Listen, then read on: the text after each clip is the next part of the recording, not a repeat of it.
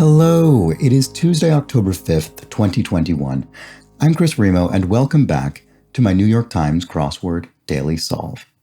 It's a Tuesday puzzle, maybe a shade more difficult than yesterday's Monday, but probably not too bad, still easing into the week. And quickly, I do want to mention the Patreon campaign, which is up over at patreon.com/dailysolve, and that is how you can help directly support this channel if this series is something you enjoy.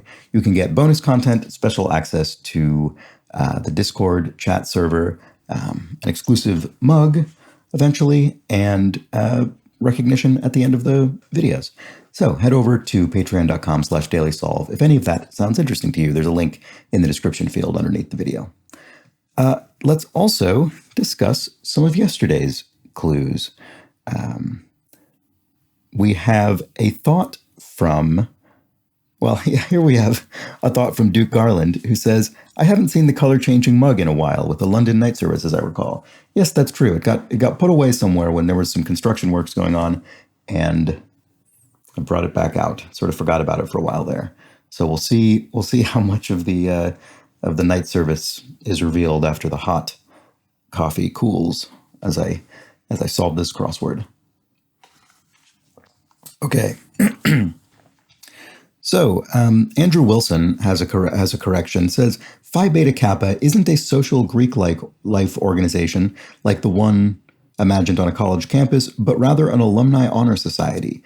They are open to the top 10% of students based on academic performance in arts and sciences programs at the top 10% of U.S. colleges and universities, and they function in society like other public service fraternal organizations like the Rotary Club or the Shriners. So I had assumed Phi Beta Kappa was a fraternity in the sort of Animal House sense, I guess, but no, it is not. It is an organization for highly performing students academically. Okay, and Brian D., I'm duly chastened by this clue. This is one I certainly should have gotten correct. This relates to the term tremolo, which I described as being the quickly oscillating variation in pitch that happens when you sort of jiggle the tremolo bar on a guitar. And as it turns out, the tremolo arm on a guitar is misnamed. Brian D. says, the tremolo arm is a misnomer. It actually produces vibrato, variation in pitch, not tremolo, variation in volume. Leo Fender is to blame for that particular malapropism. Leo Fender was the founder of Fender Guitars, maybe along with Gibson, the most famous rock and roll guitars. Les Paul guitars, I guess, would be the other ones. Les Paul, though, was actually a guitarist. I saw him play live before he died. Whereas Leo Fender, as Ocon points out, was not a guitarist. He's the only non-musician in the Rock and Roll Hall of Fame. That's very interesting. So tremolo is a quick variation in volume, and vibrato is a quick variation in pitch. And tremolo actually more accurately is something that is often installed in electric pianos. I have an electric piano, not a synthesizer, but an actual electromechanical piano instrument, which often is associated with tremolo sound, that variation in volume. And that is a more accurate example of where tremolo can be found. So I apologize for that. And let's see. Finally, we have a question from Superhands, that's a nice Peep Show reference, I assume, who says, since the theme clue is almost always on the bottom right of the grid, is there any reason why crossword solvers don't start there? So, right, this refers to the revealer that tends to sort of explain what's going on mechanically with the theme. And the location of which is predicted by Lyell's Law. Lyell, one of the viewers of this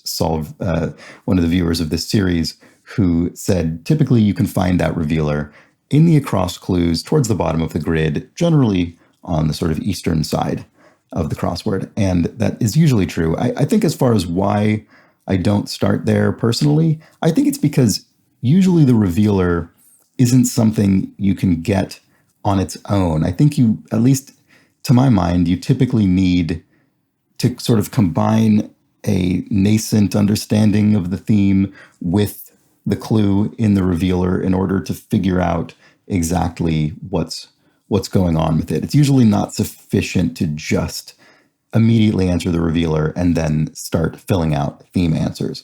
But I'll have egg on my face today after that is proven to be not the case on today's crossword. Who knows?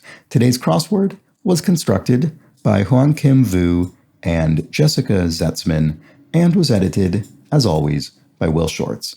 So are we ready to get started? I say yes. Let's go. Okay. Some people have checkered ones. Some people might have checkered pasts. It's a frequent idiom. Here we have blank dish. I don't know. Pasta dish. Don't really know. Pale could be ashen, as in your face is pale, it's ashen. You look like you've seen a ghost. A bit of equipment for an angioplasty. I don't know. Scalpel? I don't know. I don't really remember what exactly an angioplasty is. If that's some kind of plastic surgery or skin graft or something. Spill the blank. Gossam. Spill the tea. That's exploded into usage in recent years. Top Italian soccer league. Oh, I'm not sure. Let's go back to these crosses. First name and cosmetics. This would be Estee, I think. Estee Lauder. And as I've pointed out a number of times on the series, but it always bears repeating, when you say the first name in cosmetics, I think colloquially in speech, that doesn't literally mean the first name. It usually means a preeminent name in cosmetics, which would be Lauder or Estee Lauder.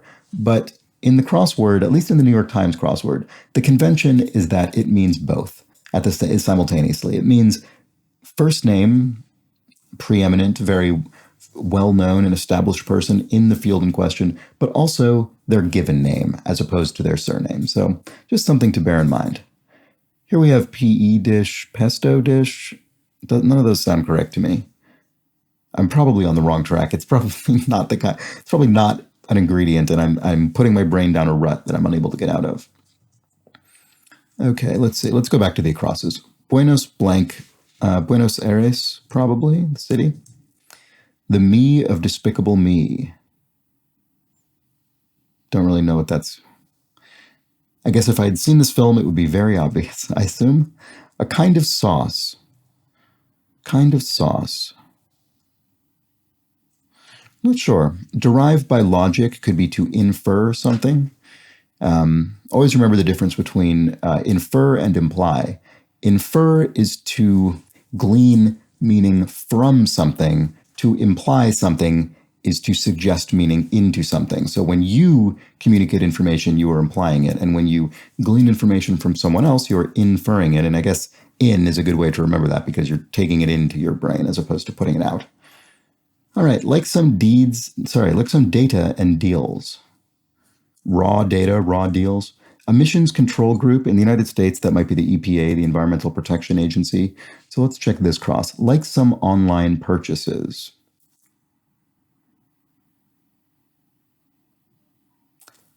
I don't know. Alley blank, fancy basketball shot. Alley oop. I do remember that. So let's see if we can get some crosses here. It's pre-packed for an emergency. I don't know. Water, some kind of flashlight or torch. I mean, torch would fit, but that's a British term for a flashlight, and I don't really think it would be used that way in the crossword. Let's keep looking. Where a slice might go. Is that a golf thing, maybe?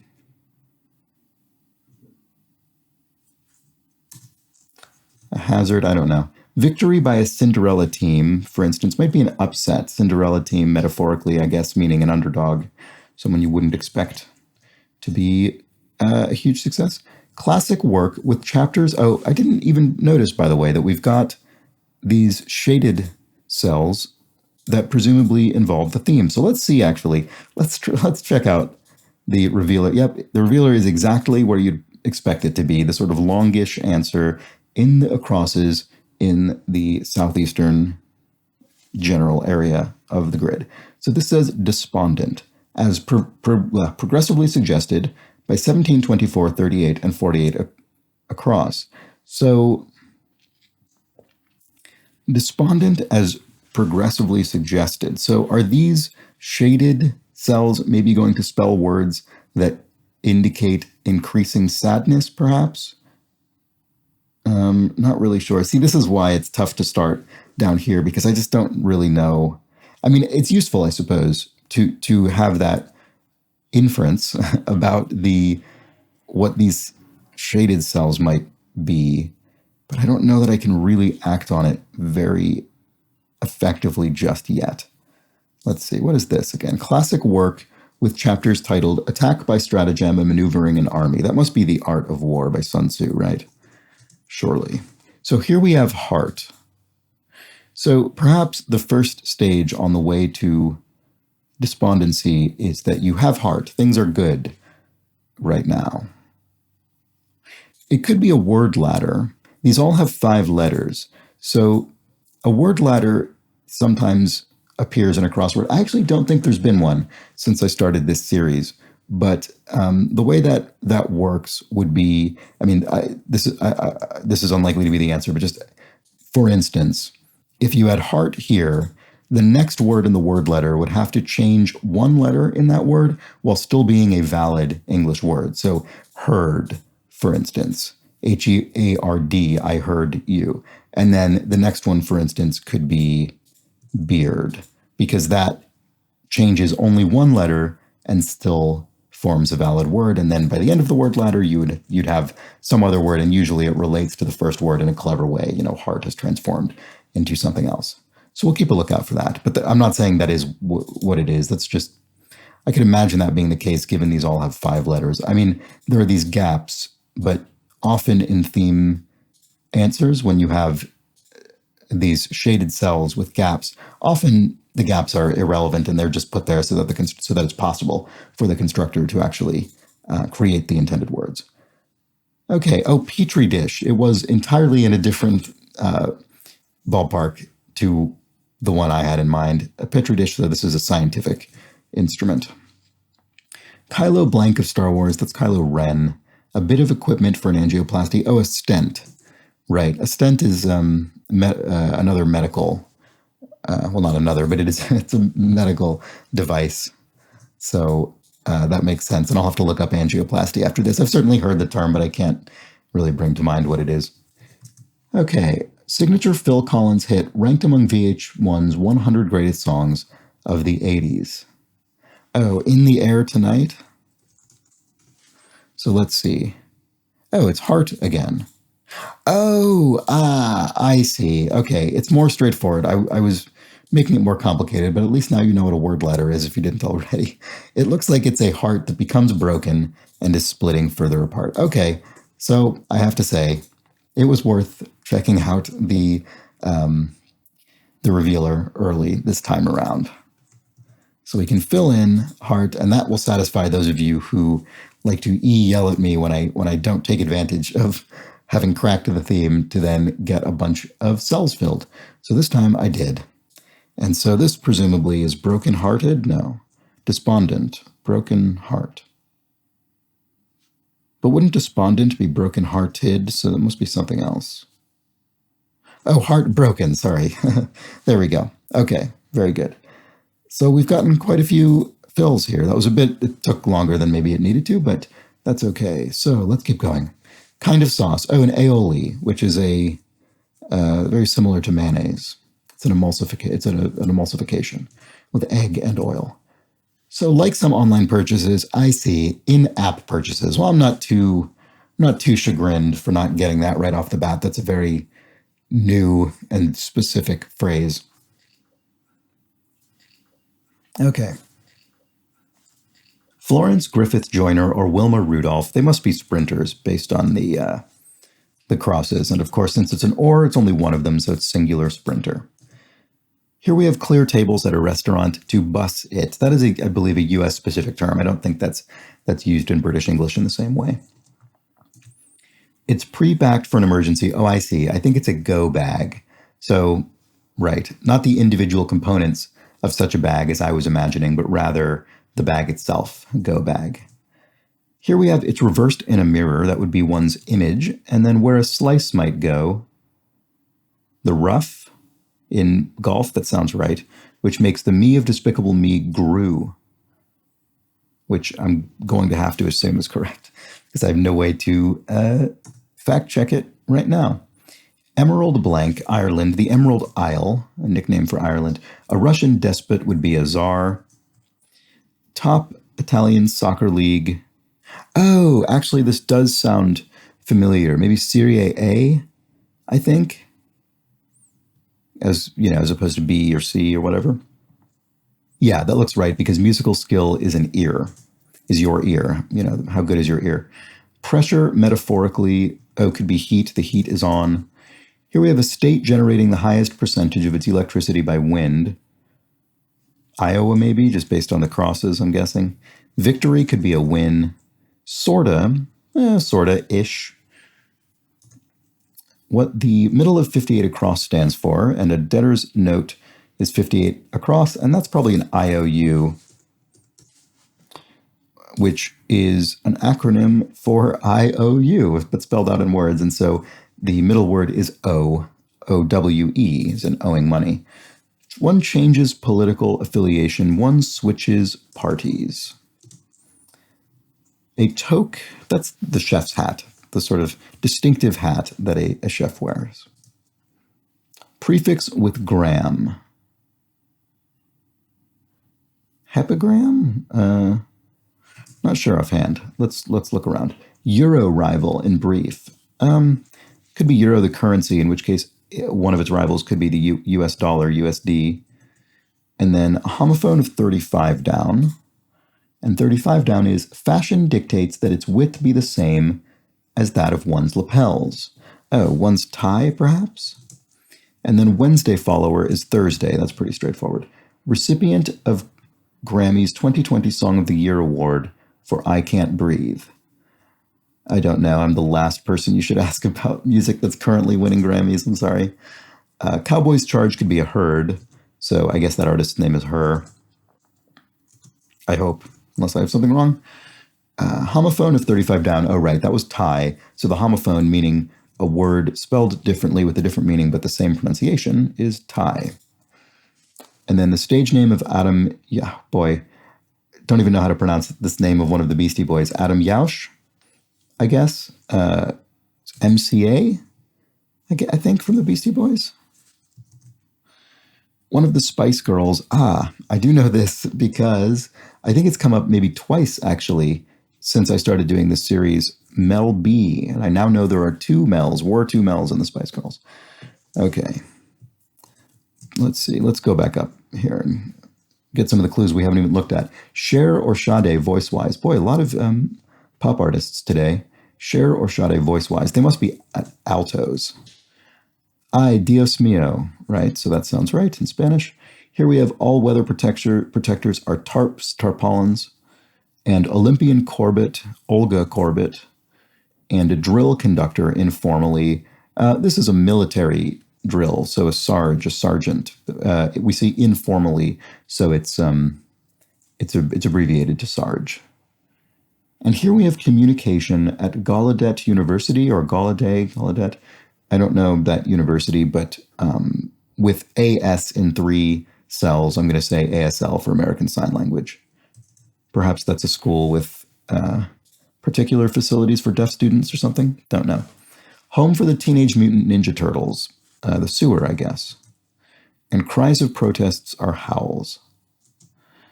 And here we have only player on more than 2 winning World Cup teams.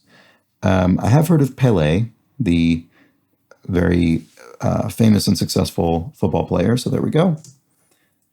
Show of love for support. PDA, a public display of affection, comes up occasionally on the crossword. Sort of in equal measure comes up either as public display of affection or personal digital assistant, the outdated personal electronics device. Prefix with gram is a hologram, of course. Probably should have gotten that more quickly. And to flee to remote safety is to head for the hills, I think. If one is optimistic, one is sunny. And really, in text speak,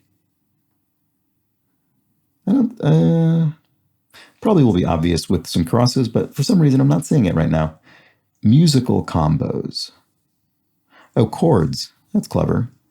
So we have the question mark, which is a pun indicator. Some sort of wordplay or pun is going on there.